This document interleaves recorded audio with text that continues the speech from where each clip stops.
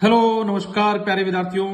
आज मैं आपको रीट 2015 यानी कि पहले रीट का नाम है वो आर टेट के नाम से जानी जाती थी। 2015 के अंदर लेवल प्रथम में गणित के अंदर कौन कौन से सवाल पूछे गए थे उनका मैं ऑप्शन के साथ आंसर कैसे निकलता हूं बिल्कुल इजी तरीके से सरल तरीके से आपको मैं बताने वाला हूं। तो दोस्तों आप हमारे इस चैनल पर नए हो तो सब्सक्राइब जरूर करें, अपने दोस्तों के साथ शेयर करें। 27 फरवरी को आपकी रीट है। रीट से पहले आप गणित को किस प्रकार हल करोगे, प्रत्येक सवाल में आपको ऑप्शन के साथ किस प्रकार के उत्तर निकालना है आपको मैं करके बताऊंगा। आप वीडियो पूरा देखने के बाद आप खुद एनालिसिस करोगे कि इतनी सरल गणित कैसे हो सकती है, इतने सरल तरीके से हम किस प्रकार ऑप्शन निकालते हैं। तो चलते हैं आज का पहला सवाल। ये आकृति है, इस आकृति के अंदर पहले आकृति को पढ़ने का प्रयास करते हैं कि दी गई आकृति में कोण बी ए सी ये कोण है वो 30 डिग्री का है। ए बी सी ये कोण है वो 50 डिग्री का है। तो कोण सी डी ई ये है 35 डिग्री का। तो कोण ए ई डी आपको इस कोण का मान ज्ञात करना है। ठीक है, मैं आपको सरल तरीके से करके बताता हूं।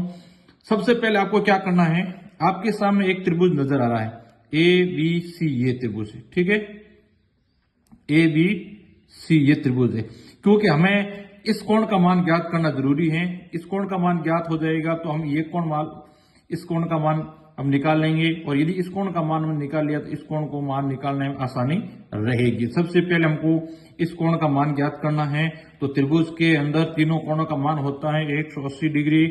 तो दो कोण ये 30 का ये 50 का यानी 80, 180 में से 80 घटा देंगे, पीछे रहेगा 100। इसका मतलब ये कोण कितना डिग्री का है, 100 डिग्री का। ठीक है, तो ये एक सरल रेखा है और सरल रेखा पर बनने वाले कोण का मान होता है 180 डिग्री। ठीक है, तो ये कोण है वो 100 डिग्री का होगा। तो ये कोण कितने डिग्री का होगा, 80 डिग्री का। ठीक है, कितने डिग्री का, 80 डिग्री का। ठीक है, अब आपके सामने एक और त्रिभुज नजर आ रहा है, ये त्रिभुज सी डी ई। ठीक है, सी डी ई, इसके अंदर एक कोण ये और एक कोण ये और एक कोण ये है। दो कोणों का मान अपने निकाल लिया है। एक कोण का मान 80 है, दूसरे का 25 है, और तीसरे का मान कितना होगा, यही सूत्र आपको 180 में से 80 और 25 कितने हो जाते हैं, 105 घटा देंगे, पीछे जाएंगे 75। ठीक है, इसका मतलब ये कोण कितना डिग्री हो जाएगा, 75 डिग्री का। ठीक है, ये कोण 75 डिग्री का, तो ये कोण कितने का होगा, तो आपके सामने एक सरल रेखा दिखाई दे रही है। सरल रेखा के ऊपर बनने वाले कोण का मान 180 होता है। ये है 75 का, ये कितना हो जाएगा, तो 180 में से 75 को घटा लीजिए, पीछे हो जाएगा 105। इसका मतलब इस कोण का मान कितना हो जाएगा, 105। ये ऑप्शन आपका राइट हो जाएगा। ठीक है, तो आकृति को सरल करना इजी है, थोड़ा सा आपको ट्रिक लगाना होगा। ठीक है, अगला प्रश्न देखिए। अगला प्रश्न ये है, आपके सामने दिखाई दे रहा है दो सरल रेखा ए बी और सी डी। ये ए बी और ये सी डी परस्पर ओ यहां पर मिलती हैं। कोण ए ओ सी 50 डिग्री का है। कोण बी ओ सी यानी कि ये कितना डिग्री का होगा, ये आपको सामने एक सरल रेखा दिखाई दे रही है। इसके ऊपर बनने वाला कोण 180 डिग्री का होता है। ये कोण 50 का है, तो ये कोण कितना होगा, तो 180 में से आपको 50 को घटा देना है, पीछे रह जाएगा 130। इस कोण का मान क्या हो जाएगा, 130। ये ऑप्शन आपका राइट। इजी वे के अंदर आप सरल कर सकते हो। 27 तारीख को आपको ऐसा ही प्रश्न आपको मिलेंगे। चलते हैं अगले सवाल की ओर। अगला सवाल देखिए, किसी आयताकार खेत का विकिरण 17 मीटर है, परिमाप 46 मीटर है, इस खेत का क्षेत्रफल क्या होगा। सबसे पहले अपने परिमाप का मतलब क्या होता है, आयत का परिमाप ज्ञात करने का सूत्र होता है 2 इंटू लंबाई प्लस चौड़ाई। ठीक है, यानी कि 2 इंटू लंबाई प्लस चौड़ाई कितना है, 46 मीटर। ठीक है, तो लंबाई प्लस चौड़ाई कितना होगा, 46 के अंदर 2 का भाग दे देंगे, यानी कि 23 मीटर। ठीक है, यानी कि लंबाई और चौड़ाई को जोड़ने पर 23 मीटर आते हैं। ठीक है, और ये पूछ रहा है कि क्षेत्रफल का मतलब क्या होता है, लंबाई इंटू चौड़ाई। ठीक है, अब हमें एक आइडिया लगाना है कि हमें कोई दो संख्या यानी कि लंबाई और चौड़ाई को जोड़ेंगे, यानी जोड़ने पर 23 आते हैं, गुणा करने पर है वो कौन सी संख्या आएगी, ये आप लोगों को निकालना है। अब जैसे कि 112 है, 120 है, 132 और 289, इनमें से आपको ढूंढ करके आपको बताना है कि गुणा करने पर ये संख्या मिलनी चाहिए। मान लीजिए हम 120 लेते हैं तो 120 को दो टुकड़े ऐसे करने हैं, आप उसमें गुणा करने पर 120 होते हैं और उसका लसब जोड़ने पर 23 होंगे। ठीक है, जैसे कि इसमें है 15 प्लस 8, 15 और 8 कितने होते हैं 23। इसका मतलब ये ठीक है, 15 और 8 को गुणा करते हैं तो हो जाएंगे 120। इसका मतलब ये ऑप्शन आपका सही हो जाएगा। ठीक है, थोड़ा सा आपको ट्रिक लगाना है, थोड़ा सा ट्रिक लगाओगे तो आपको इजी वे के अंदर आपको निकाल सकते हो। ठीक है, चलते हैं अगले प्रश्न की ओर। अगला प्रश्न है, किसी त्रिभुज में दो भुजों की लंबाई का योग सदैव, मान लीजिए ये एक त्रिभुज है, ठीक है, ये त्रिभुज है, इसकी दो भुजाएं, मान लीजिए एक ये भुजा और एक ये भुजा, इन दो भुजाओं का मान हमेशा इस तीसरी भुजा से बड़ा होगा। हमेशा याद रखना, त्रिभुज के किसी भी दो भुजाओं का मान, यानी कि दो भुजा आपस में जोड़ेंगे तो इस भुजा से हमेशा बड़ी होगी। मान लीजिए चाहे आपको ये भुजा और ये भुजा जोड़ोगे तो ये बड़ी होगी। ठीक है, यानी इसका मान, दोनों भुजाओं का मान है वो बड़ा होगा। प्रश्न में क्या कह रहा है, तीसरी भुजा छोटी होगी, गलत। ठीक है, तीसरी भुजा से बड़ा होगा। ठीक है, ये ऑप्शन इसका सही हो जाएगा। अगला आगे चलते हैं। अगला प्रश्न देखिए, दो घनों के आयतनों का अनुपात 27:64 है। इसके संपूर्ण पृष्ठों के क्षेत्रफलों का अनुपात क्या होगा।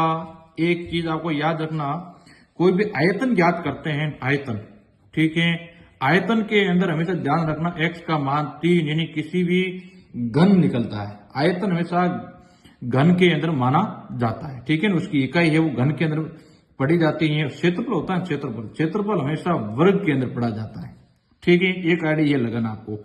घन का मतलब ये हुआ कि 27 का घन कितना हो जाएगा, 27 का हो जाएगा 3, और 64 का घन कितना हो जाएगा 4, यानी कि 3 को 3 बार गुणा करेंगे तो 27 आ जाएगा, 4 को 3 बार गुणा करेंगे तो 64 आ जाएगा। ठीक है, ये हमने एक संख्या मिल गई।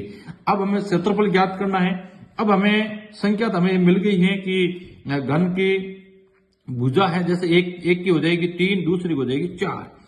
अब हमें एक संख्या ऐसी ढूंढनी है जो 3 का है जो घन होना चाहिए और 4 का भी घन होना चाहिए, सॉरी, जो 3 का भी वर्गमूल होना चाहिए और 4 का भी वर्ग होना चाहिए, यानी कि 2 है ना। जैसे कि क्षेत्रफल ज्ञात करते हैं, किसी का भी क्षेत्रफल ज्ञात करते हैं तो क्षेत्रफल की इकाई हमेशा स्कोर में ही लिखी जाएगी।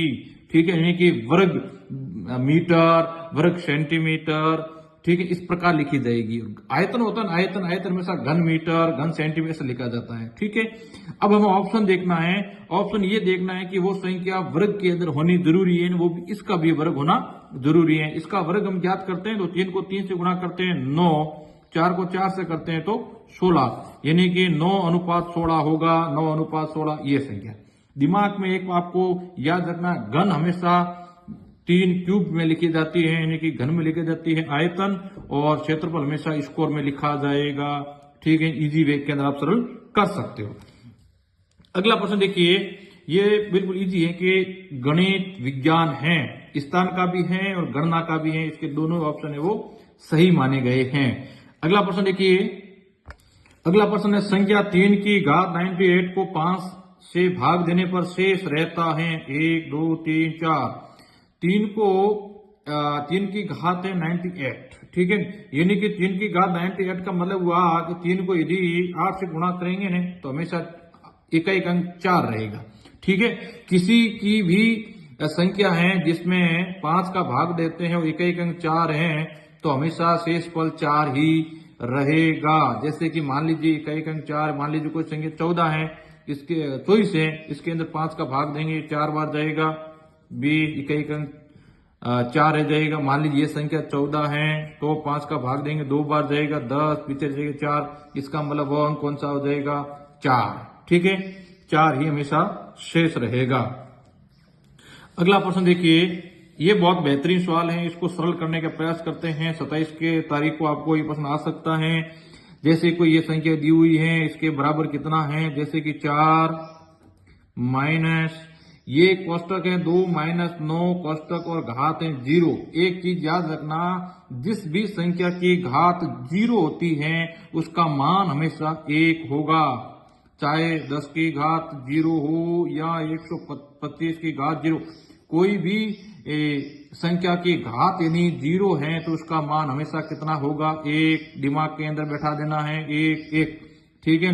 2 माइनस 9 की घात 0 है, इसका मान 1 प्लस 3 की घात 2 यानी 3 को 3 से गुणा करो हो जाएगा 9 प्लस भाजित 1 प्लस 3, ठीक है। सबसे पहले 4 माइनस 1, 9 के अंदर 1 का भाग जाएगा 9 बार, प्लस है तो प्लस, फिर प्लस 3, 9 और 3 कितने हो जाएंगे 12, 12 और 4 कितने हो जाएंगे 16, 16 में से 1 घटेंगे पीछे जाएगा 15, आपका ऑप्शन 15 राइट, ठीक है। चलते हैं अगले प्रश्न की ओर।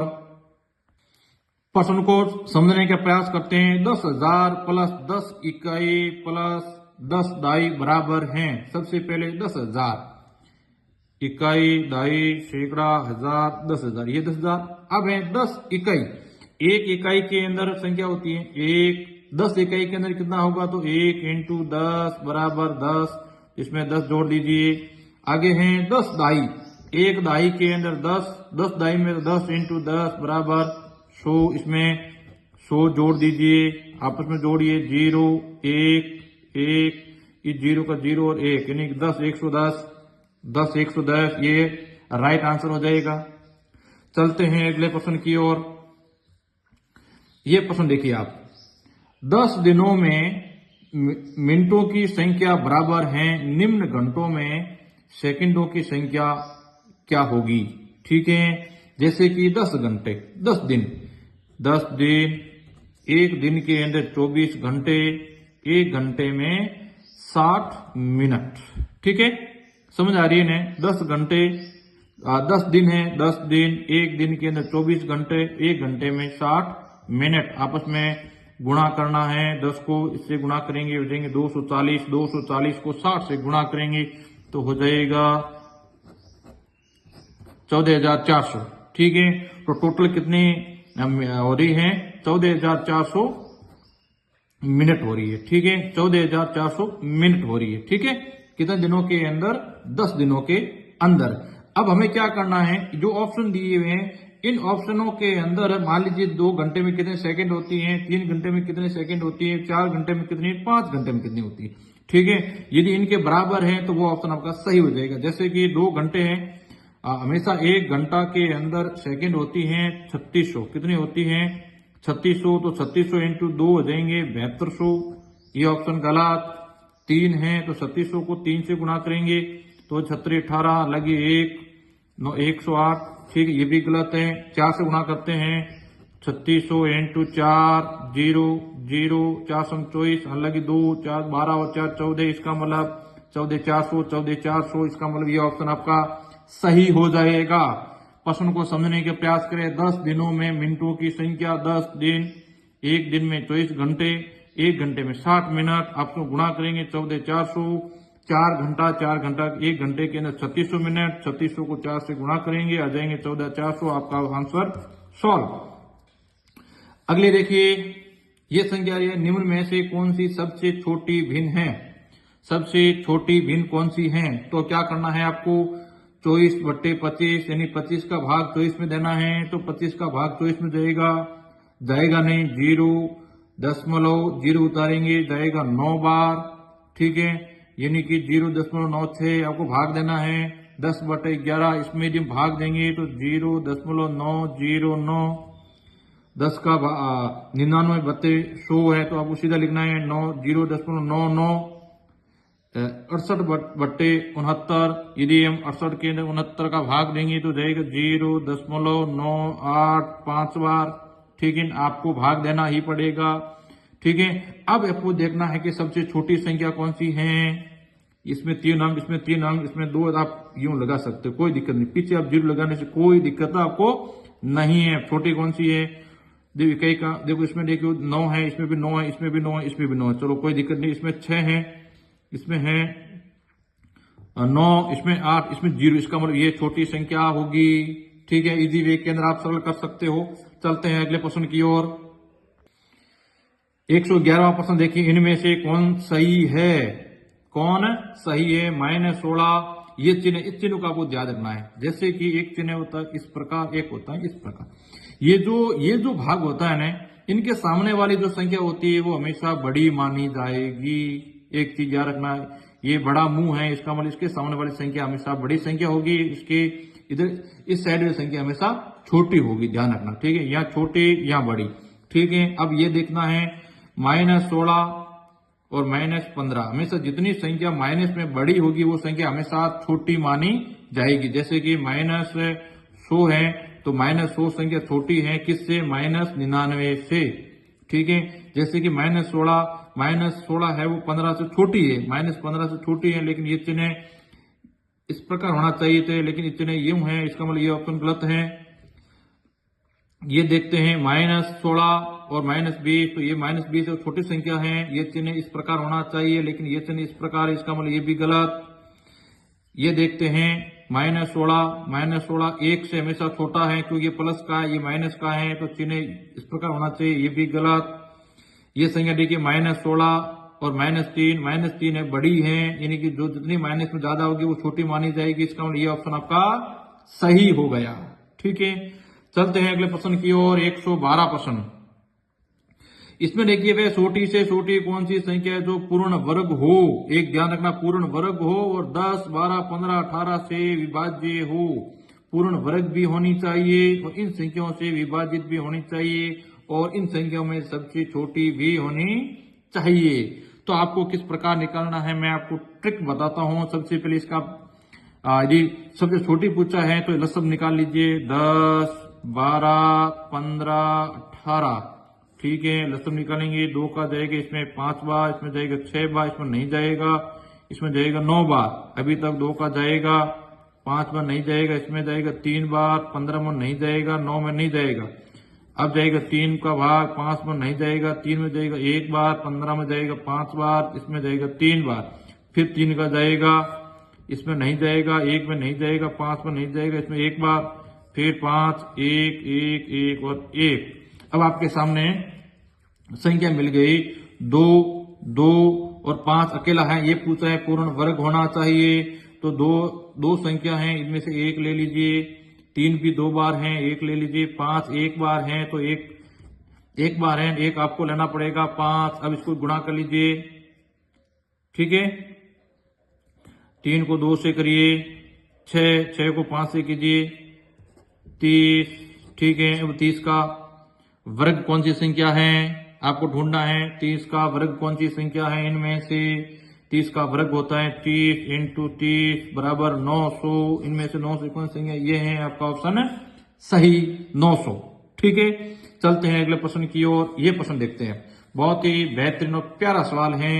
256 की घात, ये यहाँ दशमलव है, ठीक है, 0.16 × 16 की घात 0.18। ठीक है, अब आपको क्या करना है, इनमें से कौन मान क्या होगा? एक चीज आपको याद रखना है, मैं आपको बताता हूं, यहां बताता हूं। ठीक है, 1 मिनट, कुछ दूसरा पेज लेता हूं मैं। यदि ऐसी कोई संख्या मिल जाती है तो आपको क्या करना है, जैसे कि 256 है ना, ये 256 और ये 16, तो इसको हम 256 का हम टुकड़े करने हैं। जैसे कि 2 की घात 1 का मान होता है 2, 2 की घात 2 का मान होता है 4, 2 की घात 3 का मान होता है 8, 2 की घात 4 का मान होता है 8 दूनी 16। ठीक है, और 2 की घात 5 का मान होता है 16 दूनी 32, 2 की घात 6 का मान होता है 64 और 2 की घात 7 का मान होता है 108। ठीक है, 108 ने 128 और 2 की घात 8 का मान होता है 256। ठीक है, अब यहां है 256, इसका मतलब होता है कि 2 की घात 8 और कोष्टक के बाहर है 0.16 × यहाँ है 16, इसका मतलब होता है 2 की घात 4, यानी कि 2 की घात 16 और कोष्टक के बाहर है 0.18। ठीक है, अब हमें क्या करना है, यदि किसी कोष्टक के अंदर भी घात होती है, बाहर भी घात होती है, तो ये आपस में घात क्या हो जाती है, गुणा हो जाता है। ठीक है, तो हम गुणा कर लेना है, यानी 8 को 16 से गुणा करना है, यानी कि 2 की घात 8 का 16 48, 4 8 4 12, ठीक है। दशमलव के बाद 2 अंक है यानी कि 1.28 इंटू 2 की घात 4 को 18 से गुणा करेंगे, 8 चौक 32, 3 यानी कि 72, दशमलव के बाद 2 अंक है 1 2 यानी कि 0.72, ठीक है।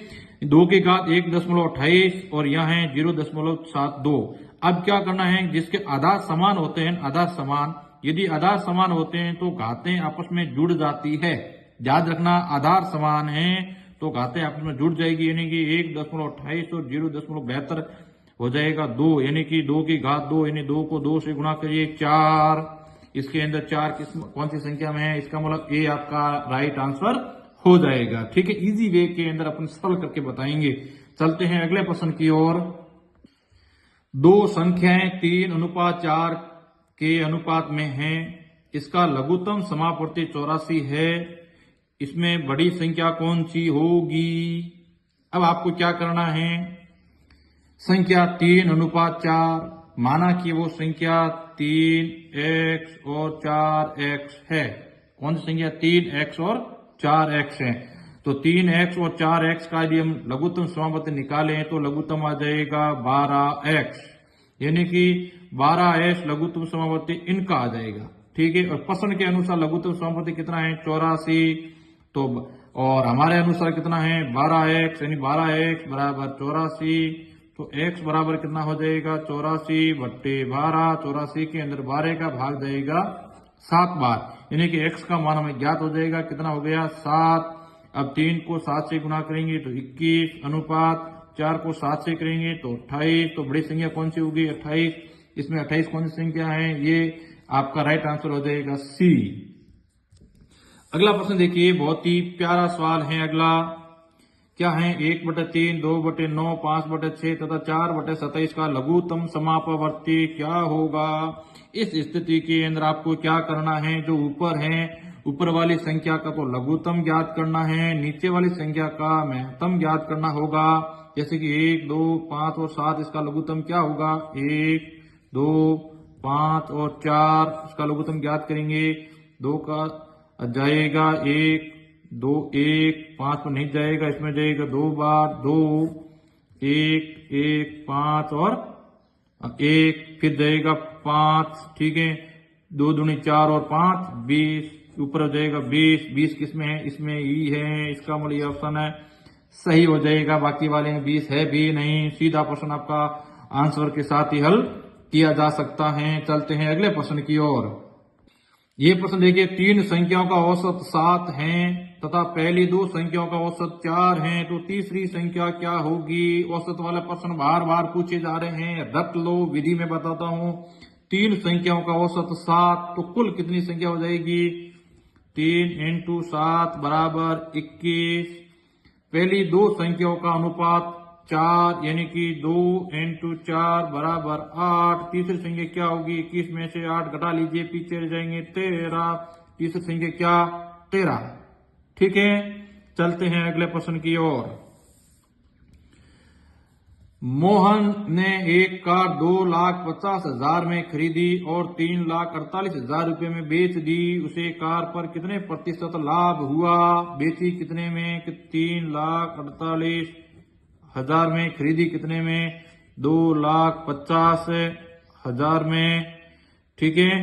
तो लाभ कितना हुआ, तो घटा लेंगे 0 0 0 8, 14 में से 5 गए, 5 गए पीछे जाएंगे 9 0, यानी 98,000 का लाभ हुआ है। तो प्रतिशत में निकालेंगे तो 98,000 बट्टे 2,50,000 इंटू 100, 2 0 से 2 1 2 2 0 से 2। अब देना है 25 का भाग 980 में, ये 25 का भाग 980 में कितनी बार जाएगा, भाग जाएगा 3 बार, 25 3 75, पीछे जाएगा 3 23 0, इसमें जाएगा 9 बार 25 9 225, पीछे जाएगा 5, ठीक है। 5 में जाएगा नहीं, यहाँ लगाएंगे 10 बोलो, यहाँ 50 25 50 का जाएगा 25 का भाग 50 में 2 बार यानी कि 39.2 ये संख्या रही। आपका आंसर 16। 1 मिनट के अंदर आपका आंसर मैंने सोल्व कर दिया। चलते हैं अगले प्रश्न की ओर। 144 पेन बेचने पर राम को 6 पेनों के विक्रय मूल्य के बराबर हानि होती है, तो हानि प्रतिशत क्या होगी? पेन कितनी? मान लीजिए एक पेन का मूल्य 1 रुपए होगा। माना कि एक पेन का मूल्य 1 रुपए, तो 144 पेन बेचने पर मूल्य कितना हो जाएगा? 144 रुपए। हानि कितने पेनों की हुई है? हानि हुई है 6 पेनों के बराबर, यानी कि 6 रुपए की हानि हुई। तो खरीदा कितने में है? तो 144 में 6 जोड़ेंगे 150 रुपए इसका क्रय मूल्य हो जाएगा। ठीक है। और हानि प्रतिशत का पूछा है, तो 6 रुपए की हानि हुई है, तो क्या करेंगे? 6/150 इंटू 100। 1 0 से 1 0 कट गया।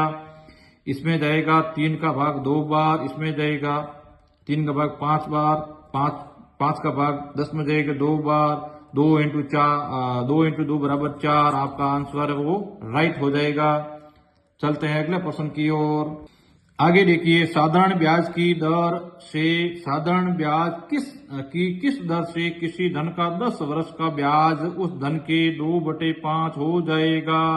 ऐसा प्रश्न आपको हल कैसे करना है? आपको साधारण राशि दी हुई नहीं है, यानी कि मूलधन दिया हुआ नहीं है, तो आपको माना कि मूलधन वो है 100 रुपए।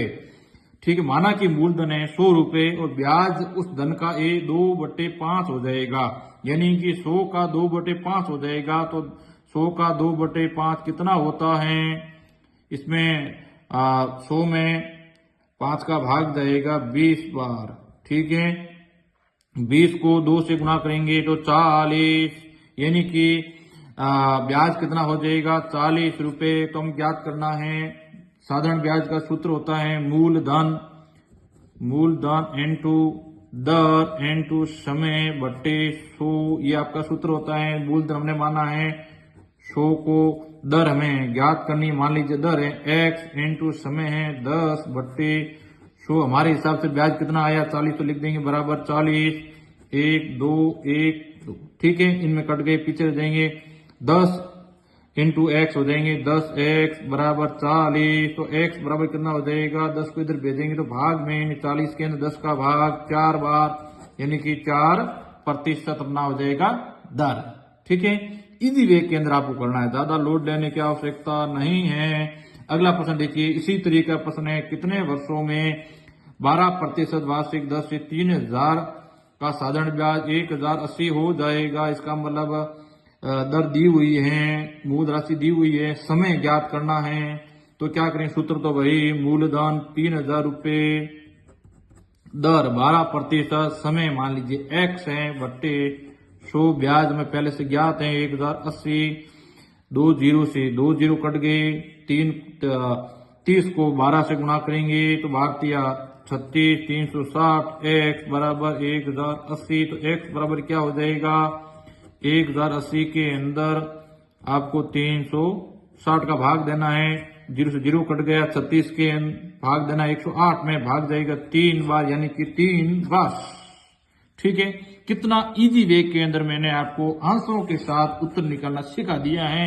तो दोस्तों, हमारा वीडियो पसंद आ रहा है तो सब्सक्राइब जरूर करें। इसी तरह के आपको रेट 2027 के अंदर, रेट 2025 के अंदर 27 फरवरी के अंदर आपको जो एग्जाम होगा उसमें इसी प्रकार प्रश्न पूछा जाएगा। सभी विद्यार्थियों के 30 के 30 सवाल गणित के सही होंगे, 100% सही होंगे। इस विधि से आप करोगे तो बहुत बहुत शुभकामनाओं के साथ और मिलते हैं अगले वीडियो के अंदर। तब तक के लिए इजाजत दीजिए।